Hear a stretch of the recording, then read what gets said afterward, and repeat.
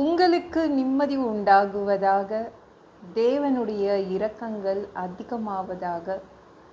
தேவன் என்ன சொல்கிறாங்கன்னா, யோபு 5:9, ஆராய்ந்து முடியாத பெரிய காரியங்களையும் எண்ணி முடியாத அதிசயங்களையும் அவர் செய்கிறார். தேவனால் உங்களுக்கு நிறைய அதிசயங்கள் செய்து கொடுக்க முடியும், அற்புதங்களெல்லாம் நடத்தி கொடுக்க முடியும் அப்படின்னு எலிப்பாஸ் என்ற ஒரு அனுபவசாலி சொல்கிறாங்க. அவங்களுக்கு நல்ல எக்ஸ்பீரியன்ஸ், தேவனோடு அவங்க நெருங்கி பழகினவங்க. அவங்க தான் இந்த வசனத்தை எழுதி வச்சுருக்காங்க. யார் எலிப்பாஸ்னு தெரியுதா? யோபுடைய நண்பன். அவங்க அனுபவத்தில் தேவன்கிட்ட நிறைய அதிசயங்களை பார்த்துருக்கிறதா சொல்கிறாங்க.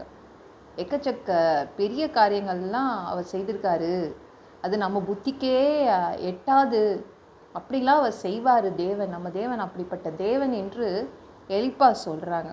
அப்போ ஏங்க எங்களுக்கெல்லாம் செய்து கொடுக்குறதே இல்லை? எங்கள் வாழ்க்கையிலலாம் அற்புதமே நடக்க மாட்டேங்குது. என்னுடைய வியாதி தான் ரொம்ப பெருசாக இருக்குது, எங்கள் பிரச்சனை தான் ரொம்ப பெருசாக இருக்குது அப்படின்னு கவலைப்படுறீங்களா? நம்ம தேவன் ஒரே ஒரு அற்புதம் செய்துட்டா அந்த அற்புதம் தான் மிக பெரிதாக இருக்கும். அவர் அற்புதம் செய்துட்டாருன்னு நினச்சிக்கோங்க. நீங்கள் பெருசாக நினைக்கிறீங்களா ஒரு வியாதியை, ஒரு பிரச்சனையை, அதெல்லாம் காணாமல் போயிடும். அது எங்கே இருக்குன்னு தேடிட்டு தான் இருக்கணும். அவர் அதிசயங்கள் செய்தால் அதை எண்ணவே முடியாதான், அந்த அளவுக்கு செய்வாராம். அப்போ ஏங்க என் வாழ்க்கையில் அற்புதங்கள் நடக்கலைன்னா உங்கள் கூட ஏசி இல்லை? ஏன் இல்லைன்னா நம்ம மனசை தூய்மையாக வச்சுக்கணும். தூய்மையாக இருந்தால் தான் பக்கத்தில் நிற்பார். மனசு தூய்மை, சரிங்களா? என்னங்க நான் எவ்ரிடே குளிக்கிறேன், நல்லா ட்ரெஸ் பண்ணிக்கிறேன், அது இல்லை. மனது தூய்மையாக இருக்கணும், பரிசுத்தமாக இருக்கணும். அப்படி இருந்தால் இயேசு நிற்பார். இயேசு உங்கள் கூட இருக்காருன்னா எக்கச்சக்க அற்புதங்களையும் அதிசயங்களையும் நீங்கள் பார்ப்பீங்க. அதெல்லாம் நடக்கலைன்னு நினச்சிக்கோங்க, அப்போனா உங்கள் கூட இயேசு இல்லை. அப்போனா என்ன பண்ணணும்?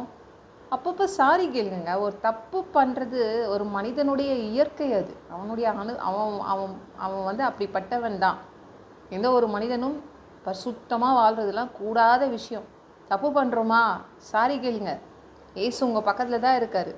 சரி, என் பிள்ளை சாரி கேட்குறாங்க சொல்லிட்டு மன்னிச்சிடுவார், உங்கள் கூட நின்றுடுவார்.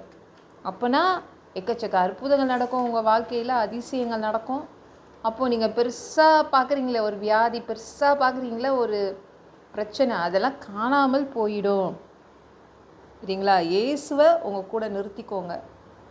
இப்போ ஏதாவது ஒரு ஃப்ரெண்டு நம்ம கூட பேசலைன்னா உட்காந்து அழுதுட்டு கிடப்போம்.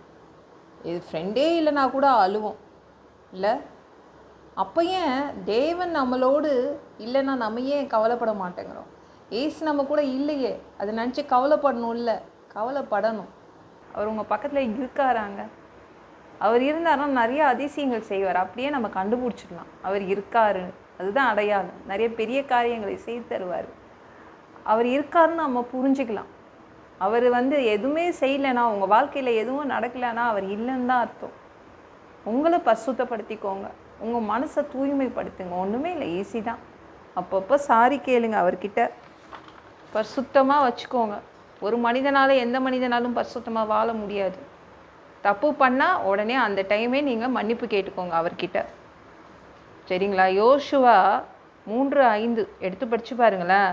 உங்களை பரிசுத்தம் பண்ணி கொள்ளுங்கள், நாளைக்கு கர்த்தர் உங்கள் நடுவில் அற்புதங்களை செய்வார். நீங்கள் பரிசுத்தம் பண்ணிக்கிட்டிங்கன்னா அவர் நாளைக்கு வருவார், நாளைக்கு அற்புதங்கள் செய்வார் அப்படின்னு இந்த வசனம் சொல்லுது. பரிசுத்தம் பண்ணிக்கிட்டிங்கன்னா அற்புதம் நடக்கும், அதிசயங்கள் நடக்கும். நம்மளுடைய வாழ்க்கைக்கு அற்புதங்கள் தான் தேவைப்படுது, அதிசயங்கள் தான் தேவைப்படுது. அவர் செய்தால் நம்ம வாழ்க்கை நல்லாயிடும் இல்லை? வியாதி சரியாகும், எல்லா பிரச்சனையும் சரியாயிடும். அதனால் இயேசு தான் நம்ம பக்கத்தில் இருக்கணும், ஞாபகம் வச்சுக்கோங்க, சரிங்களா? இந்த எலிப்பாஸ் இருக்காங்கள, அவங்க யோபுவோடைய நண்பன். யோபுவைய தேவனே பாராட்டிட்டார். யோபு உத்தமன். அப்போ அந்த உத்தமனுடைய ஃப்ரெண்டு எப்படி இருக்கான் பாருங்க, அவனும் ஒரு பக்தி புலியாக தான் இருக்கான். அவன் என்ன சொல்கிறான்? தேவன் ரொம்ப நல்லவர், பெரிய பெரிய காரியம்லாம் செய்வார், எண்ணி முடியாத அதிசயங்களை செய்வார் அப்படின்னு சொல்லி அவரை பாராட்டுறான். அவனுக்கு அவ்வளோ அனுபவம் இருந்திருக்கு, அனுபவ அறிவு. அவன் நீங்கள் ஃபஸ்ட்டு தேவன் பெருங்காற்றிலிருந்து யோபுகிட்ட தான் பேசுகிறாரு. அடுத்ததாக அடுத்த ரேங்க் யார் கொடுக்குறாரு பாருங்களேன், எலிப்பாஸ் தான் கொடுக்குறாரு. நீங்கள் யோபு 42:7 பாருங்களேன், கர்த்தர் தேமானியனான எலிப்பாசை பார்த்து, ரெண்டாவது ஃபஸ்ட்டு உத்தமன் யோபுனா ரெண்டாவதாக ரேங்க் யார் கொடுத்துருக்காருன்னா நம்ம எலிப்பாஸ்க்கு தான் கொடுத்துருக்காங்க. எலிப்பாஸை பார்த்து, நீயும் உன்னுடைய 2 நண்பர்களும் புத்தியீனமாக பேசிட்டீங்க, அதனால் 7 காளை 7 ஆட்டுக்கடா பலியிடுங்க, பாவ மன்னிப்புக்காக, பாவம் மன்னிக்கப்படும் சொல்கிறாரு. அவங்களும் அதை செய்தாங்க, உடனே கீழ்ப்படிஞ்சாங்க. நம்ம எலிப்பாஸ் கீழ்ப்படிந்து தான் தன்னை பசுத்தப்படுத்தி தான் நிறைய அவன் அதிசயங்களையும் அற்புதங்களையும் பார்த்துருக்கான். இந்த காட்சியை நம்மளுக்கு தெளிவாக தெரியப்படுத்துது இல்லை? அப்போனா நம்ம வாழ்க்கையை பசுத்தப்படுத்திக்கணும். அப்போ இயேசு நம்ம கூட இருப்பார், பெரிய அதிசயங்களை பார்ப்பீங்க, உங்கள் வாழ்க்கை மாறும். இந்த வீடியோ பிடிச்சிருந்துச்சுன்னா மற்றவங்களுக்கும் ஷேர் பண்ண மறக்காதீங்க. கர்த்தர் தாமே உங்களை ஆசீர்வதிப்பாராக. ஜெபம் பண்ணலாமா? அன்பு பிதாவே, உங்கள் பிள்ளைங்க உங்கள் பாதத்தில் வந்திருக்காங்க. உங்கள் பிள்ளைங்க அவங்க மனசை தூய்மைப்படுத்த போகிறாங்க, பசுத்தப்படுத்த போகிறாங்க. அதனால் உங்கள் பிள்ளைங்களுக்கு எக்கச்சக்க அதிசயங்கள் செய்து கொடுக்க போகிறீங்க, அற்புதங்கள் செய்து உங்கள் பிள்ளைங்க வாழ்க்கையை சரி பண்ண போகிறீங்க.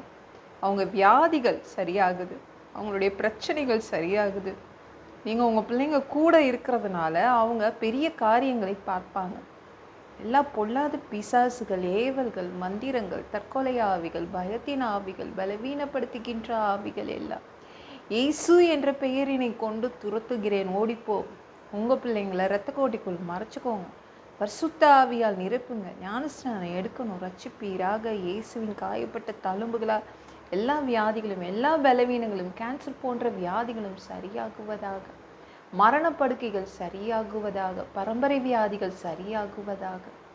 ஒரு மனிதனாக பிறந்தா ஜீவ புஸ்தகத்தில் பேர் இருக்கணும், அப்படி இல்லைன்னா அந்த மனுஷனை பிடிச்சி நரகத்தில் தள்ளிடுவீங்க. தீ எரிகிற இடத்துல எப்படி போய் வாழ்கிறதுப்பா? நாங்கள் பரலோகத்துக்கு வர்றதுக்கு தான் ஆசைப்படுறோம். அடித்து உதச்சி திருத்தி எங்களை பரலோகத்துக்கே அனுப்பிடுங்கப்பா. கழுவப்படாத பாவங்கள் எங்ககிட்ட இருந்துச்சுன்னா உங்கள் திரு ரத்தத்தை கொண்டு கழுவி எங்களை பரலோகத்துக்கே அனுப்பிடுங்க. எந்த ஒரு இமை பொழுது நீங்கள் வருவீங்கன்னு இயேசுவை வணங்கி காத்துட்ருக்கோம், சுத்தமாக வாழ்ந்து காத்துட்ருக்கோம்.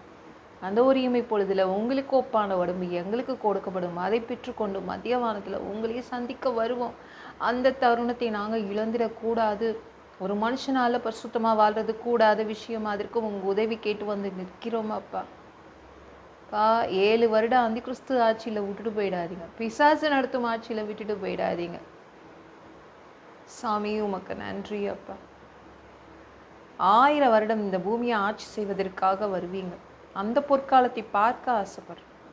எல்லாவற்றையும் ஒப்பு கொடுக்கிற இயேசுவின் மூலம் ஜெபம் கேளும் பிதாவே, ஆமென். நாளைக்கு பார்க்கலாம்.